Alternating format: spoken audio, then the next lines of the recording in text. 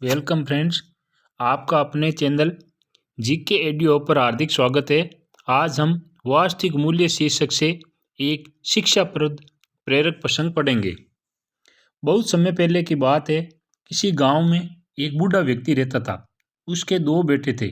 बूढ़ा वस्तुओं के उपयोग के मामले में कंजूस था और उन्हें बचा बचा कर उपयोग किया करता था। उसके पास एक चांदी का पात्र था। वह उसकी सबसे मूल्यवान वस्तु थी। उसने उसे संभाल कर संदूक में बंद कर रखा था। उसने सोच रखा था कि सही अवसर आने पर ही उसका उपयोग करेगा। एक दिन उसके यहाँ एक संत आए। जब उन्हें भोजन परोसा जाने लगा तो एक क्षण को बूढ़े व्यक्ति के मन में विचार आया कि क्यों न संत को चांदी के पात्र में भोजन परोसूं। किंतु अगले ही क्षण उसने सोचा कि मेरा चांदी का पात्र बहुत कीमती है। गांव-गांव भटकने वाले इस संत के लिए उसे क्या निकालना। जब कोई राजसी व्यक्ति मेरे घर पधारेगा तब यह पात्र निकालूंगा। यह सोचकर उसने पात्र नहीं निकाला। कुछ दिनों बाद उसके घर राजा का मंत्री भोजन करने आया।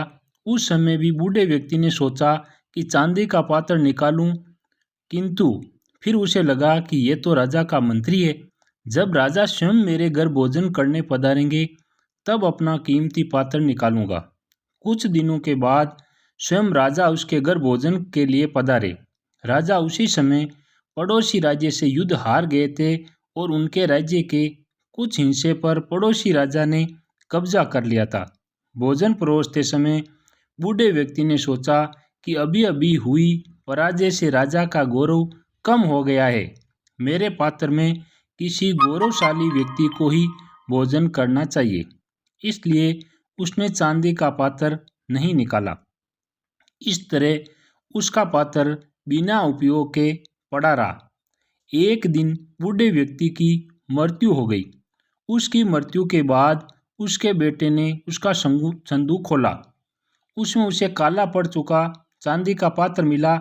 उसने वह पात्र अपनी पत्नी को दिखाया और पूछा, इसका क्या करें।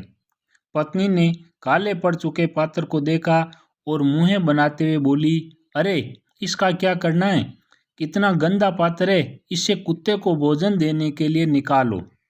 उस दिन के बाद से घर का पालतू कुत्ता उस चांदी के पात्र में भोजन करने लगा। जिस पात्र को बूढ़े व्यक्ति ने जीवन भर किसी विशेष व्यक्ति के लिए संभाल कर रखा था, अंततः उसकी ये गत हुई।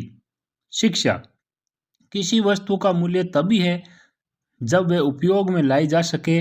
बिना उपयोग के बेकार पड़ी कीमती वस्तुओं का भी कोई मूल्य नहीं। इसलिए यदि आपके पास कोई वस्तु है तो यथासंभव उसका उपयोग कर ले। धन्यवाद।